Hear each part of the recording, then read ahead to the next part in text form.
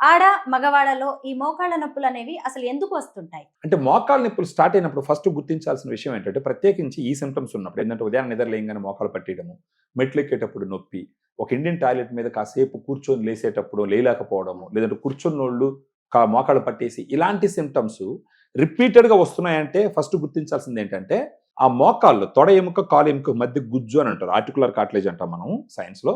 దాన్ని మన అర్థం కోసం గుజ్జు అని అంటారు. ఒక కుషన్ లాగా ఉంటది. అది కరగడం మొదలుపెట్టిందన్న విషయాన్ని ఫస్ట్ గుర్తించాలి. ఇది గుర్తించుకుంటే జనాలు ఏం చేస్తారు? మెడికల్ షాప్‌కెళ్ళి ఒక పెయిన్ కిల్లర్ తీసుకొని యేసుకుంటారు. యేసుకున్న ఒక అరగంటకో, గంటకో పెయిన్ తగ్గడం మొదలుపెడుతుంది.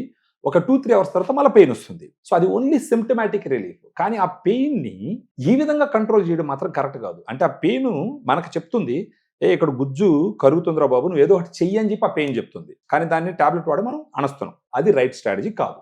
గుజ్జు తగ్గుతుంది అని తెలుసుకున్న వెంటనే, అంటే ఈ సింప్టమ్స్ వచ్చిన వెంటనే ఆ గుజ్జు పూర్తిగా ఫస్ట్ కరిగిపోకుండా కంట్రోల్ చేసుకునే దానికి ప్రయత్నం చేయాలి.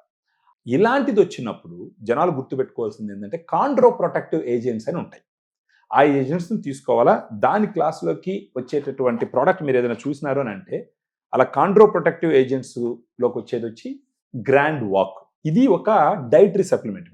దీంట్లో 8 రకాల పోషకాలు ఉంటాయి. ఒకటి వచ్చేసి glucosamine 1500 milligram, chondroitin 1200 milligram, curcumin 1500 milligram, collagen 40 mg, boswellia serrata 250 mg, vitamin C 80 mg, పైనజెరాడిన బార్క్ ఎక్స్ట్రాక్ట్ 100 mg. ఈ విధంగా 8 రకాలైనటువంటి సప్లిమెంట్స్. ఇంకొకటి ఇక్కడ ఏం గుర్తించాలంటే, క్లినికల్ ట్రయల్స్ లో ఏ డోస్ అయితే వాడినారో అదే డోస్ ఇవ్వడం జరిగింది. అది మోకాల్లో ఉన్న గుజ్జు పూర్తిగా కరిగిపోకుండా కంట్రోల్ చేస్తుందని అన్నప్పుడు అదే డోసులో వాడితే ఆ ఇంపాక్ట్ మనుషుల్లో కనిపిస్తుంది. సో అలా ఉండడానికి దీంట్లో వాడినటువంటి ప్రతి ఇంగ్రీడియంట్ క్లినికల్ ట్రయల్స్లో ఇచ్చినటువంటి డోస్ ఇవ్వడం జరిగింది.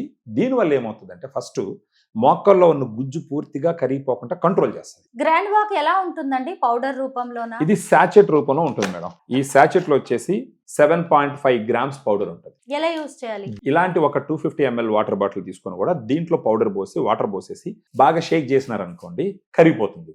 అలా షేక్ చేసి ఉదయం కానీ మధ్యాహ్నం కానీ భోజనం తర్వాత ఈ 250 ml వాటర్లో కలుపుకున్నటువంటి పౌడరు తాగాలి. షుగర్ ఉన్న వాళ్ళు కూడా తీసుకోవచ్చు. ఎందుకంటే ఇది షుగర్ ఫ్రీ కాబట్టి. ఆర్టిఫిషియల్ స్వీట్నర్స్ వాడతారు. ఎందుకంటే అంతే, ఈ బోసిలెసెరాటా అనేది ఒక బెరడు చెట్టు నుంచి తీస్తారు. పైనజెరాడిన బార్క్ ఎక్స్ట్రాక్ట్ అంటే అది కూడా ఒక బెరడు నుంచి తీస్తారు.